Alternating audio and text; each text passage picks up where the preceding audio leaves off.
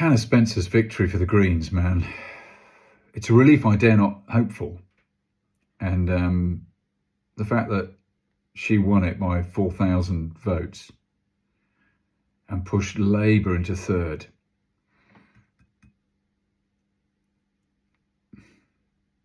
There is hope. I'll come back to it.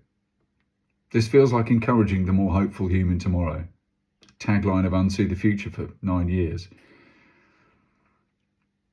I've just been at a corporate event for a client in which I had quite a strange role. I was fairly fringe, wasn't presenting exactly, wasn't organising or driving any of it.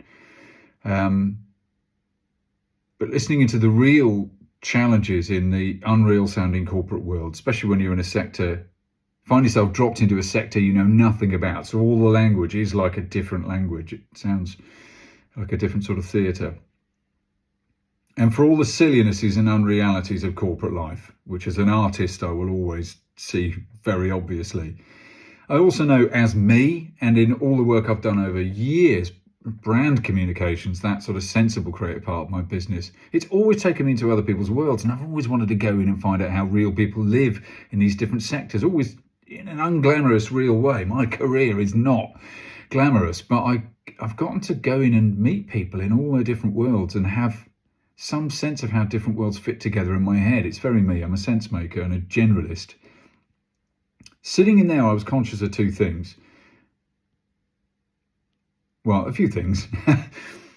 There are real humans trying to do things, even in the middle of the corporate world, that sounds completely unreal. It's still us lot in there, putting on the suits and using the language and trying to do something with it. And it reiterated my feeling that rather than burning everything down, we've got to turn things inside out. And it's sort of happening more than you might think if you're on the outside, more than you might think if you're on the receiving end of all the cuts of this bloody system. But also seeing the delegates, who are senior leaders at this event, go through a creative experience that friends of mine designed,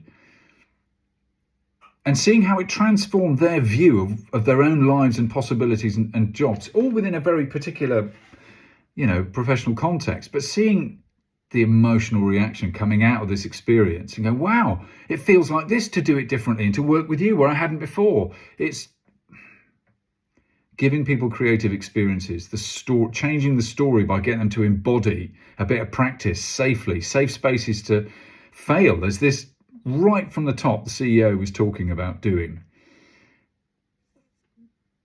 This is the beginning of a more soulful future. And politicians wouldn't say something so woolly sounding, but it's the bottom line. It's got to be the new bottom line.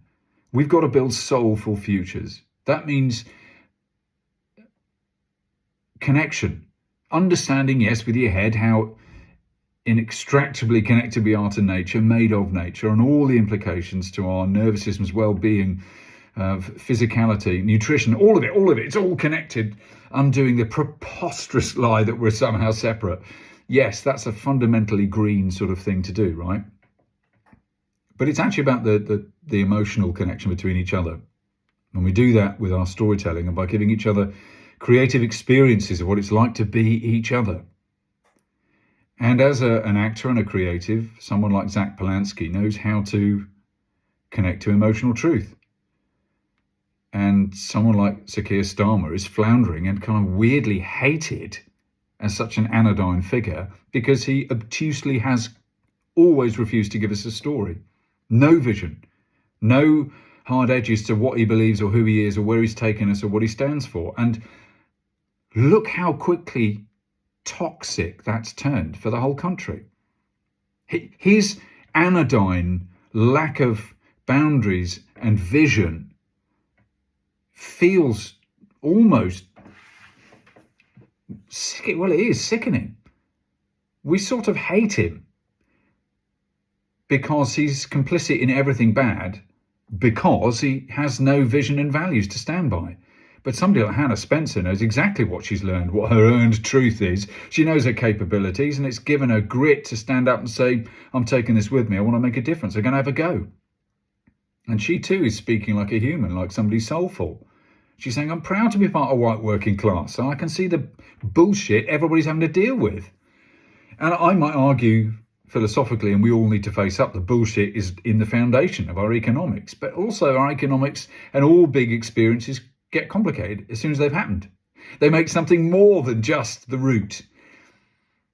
And unless we both address the root of our patriarchal, colonizing, fundamentally violent economics and understand that's there in all parts of capitalism, even if the turbos got turned up in a particular cultural way under times of Thatcher.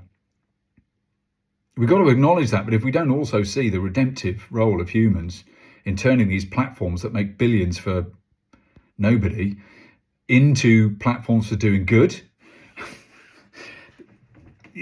this is a time of transition. This is what it looks like. And our creativity, giving each other creative experiences, telling different stories and then bringing them alive for each other. This is why you need artists next to you as a CEO, as a senior leader. You need a squad of all the gifts, and that's something that came back loud and clear from the very particular niche I was in, listening into. Even from their point of view, they all came alive, understanding they need diversity. And one of the leaders on the stage quoted whoever the longest serving head of MI6 was. He apparently said, so go check it out, but apparently he said this really cool thing. If you don't have access to knowledge immediately, you'd better have diverse viewpoints. Otherwise, you'll be up the creek.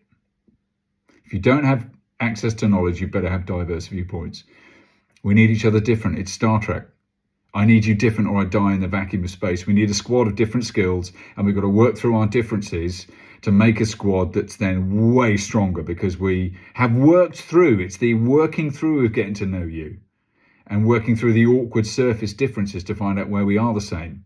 And creative experiences help us do that. Role playing, mucking about, acting. This is why theatre productions are like life-giving to everyone. Everyone should go through theatre, because it's total embodiment and immersion that helps you play out different ways of feeling like someone else. Arts need to be in the centre. This is why I do what I do, and I'm mostly misunderstood for it.